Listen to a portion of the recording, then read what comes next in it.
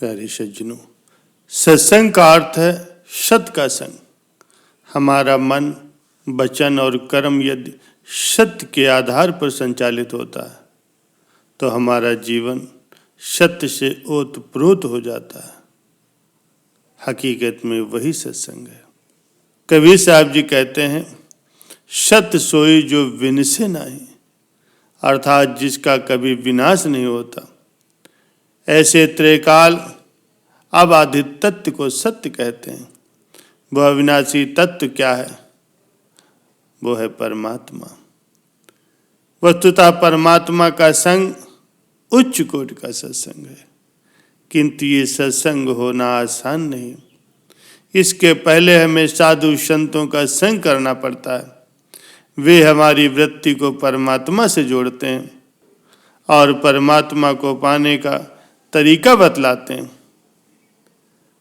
व्यवहारिक रूप से सत्संग का अर्थ है संत महापुरुषों का संग।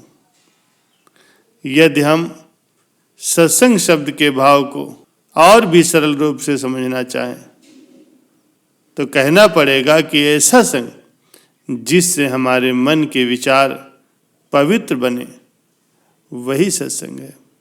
प्यारे सज्जनों, अच्छी संगत से हमारे विचार पवित्र होते हैं और जब विचार पवित्र होंगे तो वाणी पवित्र होगी। अब वाणी पवित्र होने से हमारे कर्म पवित्र होंगे, कर्म पवित्र होने से हमारी आत्तें परिवर्तित होंगी, आत्तें जब पवित्र होंगी तो हमारा पूरा व्यक्तित्व ही पवित्र हो जाएगा और हमारे उज्जवल भविष्य का निर्माण होगा। यही सत्संग का लाभ है। और इसके विपरीत यदि हमारे मन के विचार अपवित्र हैं, दूषित हैं, तो फिर वाणी, कर्म, आत्तें, व्यक्तित्व सभी दूषित हो जाएंगे और हमारा भविष्य अंधकारमय हो जाएगा। प्यारे सज्जनों, जिन्होंने अपने जीवन में सत्संग को अपना लिया, संत महापुरुषों की संगत कर ली, वे सत्संगी कहलाते हैं। इसीलिए संत महापुरुषों की महिमा को महान कहा गया है।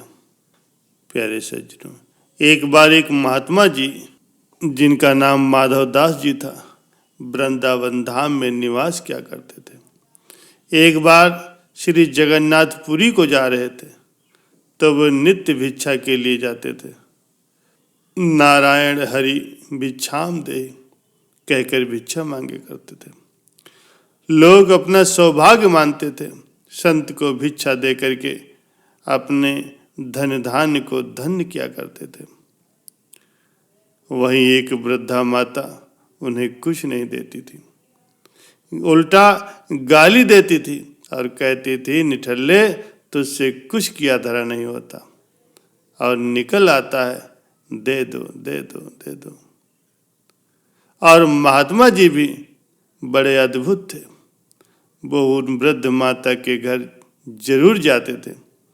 किसी ने उनसे कह दिया कि बाबा, अरे जब वो कुछ देती नहीं है तो आप उनके यहाँ भला क्यों जाते हो?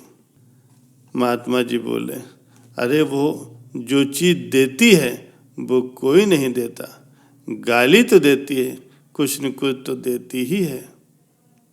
खोद खाद धरती से, काट कूट बन राय, कुटिल बचन साधु से, और से सहा न जाए।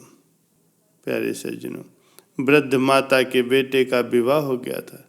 बहू के कोई बेटा नहीं हुआ था। अपने पौत्र की चाहत में वृद्ध माता बहुत दुखी रहा करती थी। महात्मा को देख करके गाली देती। एक दिन सदा की तरह माधवदास जी उनके दरवाजे पर गए। बूढ़ा माता कहने लगी, तो फिर आ गया निठल्ले। कपड़े का पोंछा ले करके उसमें मिट्टी लगा करके हाथ से वो पुताई का काम कर रही थी। कीचड़ से सना हुआ वो वस्त्र महात्मा जी को देख करके वृद्ध माता ने फेंक करके उस पोता से महात्मा जी को मारा। वो वस्त्र खंड महात्मा जी के जा करके छाती से लगा और नीचे गिर गया। बुढ़िया ने मार तो दिया लेकिन फिर डर गई, कहीं बाबा जी श्राप न दे दे।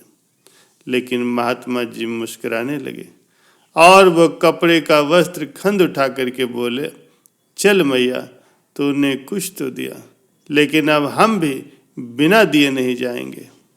संत माधव दास जी ने उत्तर दिया, पोता अगर दिया है तो जा, पोता तुझे मिलेगा। संत की बात कभी मिथ्या नहीं जाती।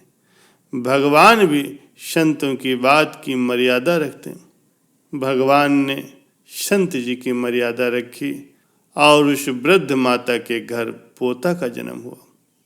वो बूढ़ा माता कहा करती थी, पोता दियो न प्रेम से, ऋषवर दीन हो मार, ऐसे पुण्य निशो सकी, मेरे पोता खेलत द्वार।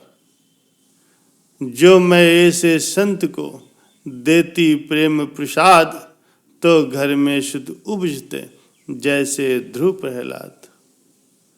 प्यारे सज्जनों, माधव दास जी ने उस मिट्टी से सने हुए वस्त्र को ले जाकर के जल से धुला, उसकी गंदगी को धोया, साफ किया और फिर वस्त्र की बाती बनाई और फिर उसे दिया में लगा करके उसमें घी डाल दिया, बत्ती जला करके मंदिर में रख दिया और वो वस्त्र अपने सौभाग्य की सराहना करते हुए कह रहा था, धन्य है संत महापुरुषों का संग, बदल देता है जीवन का रंग। पोता में रोता था जहाँ रक्त और पीर चौकी में फेरा जाता था, मरते थे लाखों जीव, आ गया था जीवन से तंग, धन्य है संत महापुरुषों का संग। अब मैं आरती के ऊपर झूलता हूँ। मेरे प्रकाश से लोगों को भगवान का दर्शन होता है। अंधे अपंग आशीष देते हैं, भक्त उमंग में भर करके मुझे स्वीकार करते हैं। जिंदगी बदल दी महात्मा जी के सत्संग ने। अब मैं आरती के ऊपर झूलता हूँ और मेरे प्रकाश में भगवान के लोगों को दर्शन होते हैं। प्यारे सज्जनों, यही होता है सच्चे संत महापुरुषों की संगत का असर। जिसने उनकी संगत कर ली, उसके अंदर से काम, क्रोध, लोभ, मोह रूपी कोई भी विकार नहीं रहता। वो अपनी अंतरात्मा में स्थिर हो जाता है। उसकी उपस्थित से ही उसके समीप आने वाले हर एक जीव को आत्म जागृत का अनुभव होने लगता है।